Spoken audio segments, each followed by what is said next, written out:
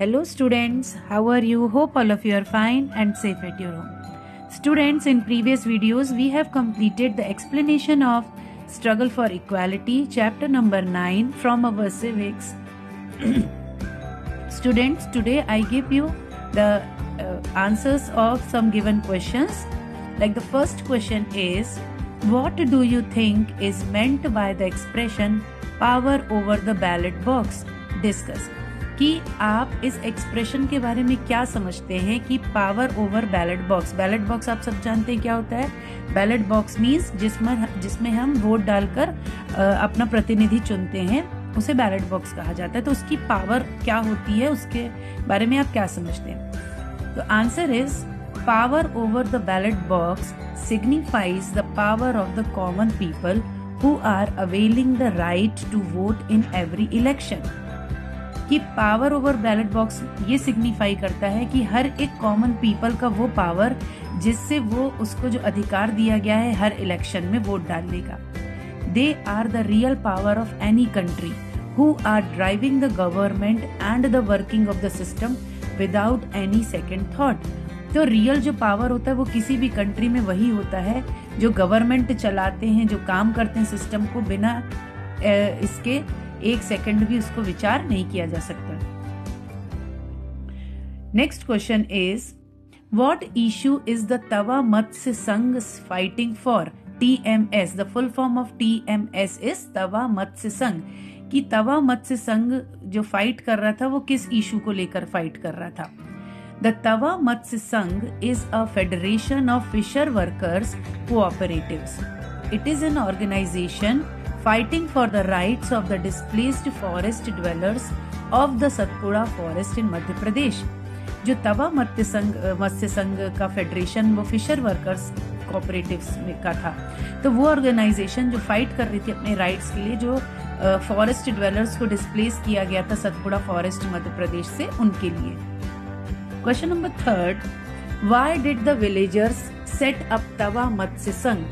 कि गांव वालों ने क्यों तवा मत्स्य संघ को सेटअप किया? In 1994, the government gave the rights for fishing in the Tawa reservoir to private contractors. These contractors drove the local people away and got cheap labor from outside. The contractors began to threaten the villagers who did not want to leave by bringing in handlooms. The villagers stood united and set up an organization to protect their rights. 1994 में government ने जो rights थे fishing के तवा reservoir के, वो private contractors को दे दिए। ये जो कॉन्ट्रैक्टर थे, इन्होंने लोकल पीपल को वहां से हटा दिया और बाहर से सस्ते लेबर जो थे वो लेकर आ गए। तो जो कॉन्ट्रैक्टर थे उन्होंने लोगों को डराना भी शुरू किया कि वो यहाँ से नहीं जाएंगे तो उनको हुडलूम्स कर दिया जाएगा। तो विलेजर्स जो थे उस समय पर यूनाइटेड हुए और उन्होंने इस ऑर्गेनाइजेशन को सेटअप किया अपने राइट्स को प्रोटेक्ट करने के लिए, अपने अधिकारों को सुरक्षित रखने के लिए। Next question, do you think that the large scale participation of villagers has contributed to the success of the TMS? Write 2 lines on why you think so. कि क्या आपको ऐसा लगता है कि जो लार्ज स्केल पार्टिसिपेशन है विलेजर्स का, उसकी बदौलत ही, उनका कंट्रीब्यूशन से ही TMS को सक्सेस मिली? तो उसके बारे में आपको 2 लाइन लिखनी है और आप ऐसा क्यों सोचते हैं? Answer is yes, large scale participation of villagers has contributed to the success of the TMS.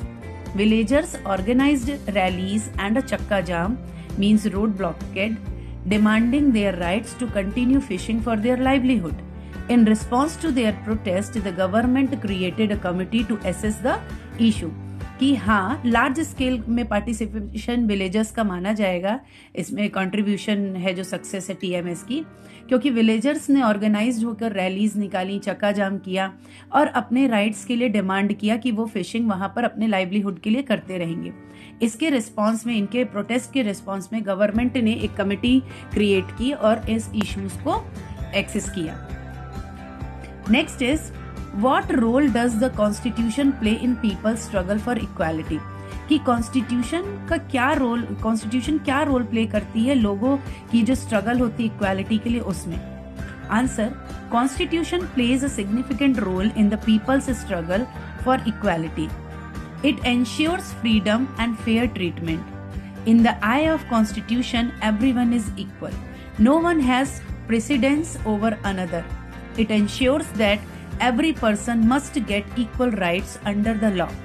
It makes sure that everyone has access to the basic and fundamental rights. कि कॉन्स्टिट्यूशन जो है वो सिग्निफिकेंट रोल जो है वो play करती है लोगों की स्ट्रगल का इक्वालिटी के लिए, वो फ्रीडम और फेयर ट्रीटमेंट।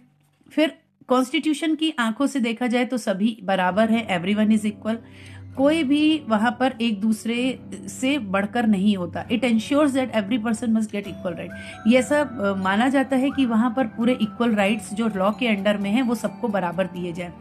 ये भी श्योर करती है कि जो हर एक व्यक्ति है उसके बेसिक और फंडामेंटल राइट जो है वो एक्सेस करे। So students, here that these are the answers of that lesson. So you have to write all these answer in your notebook. This one is your homework. और सभी students को ये जो videos के थ्रू स्टडी हो रही है उसे पढ़ना है, अपना वर्क कंप्लीट करते रहना है, क्योंकि कभी भी फिर से स्कूल रीओपन हो सकते हैं और आपकी कॉपीज चेक होंगी। So you have to write all these answer in your notebook and learn it.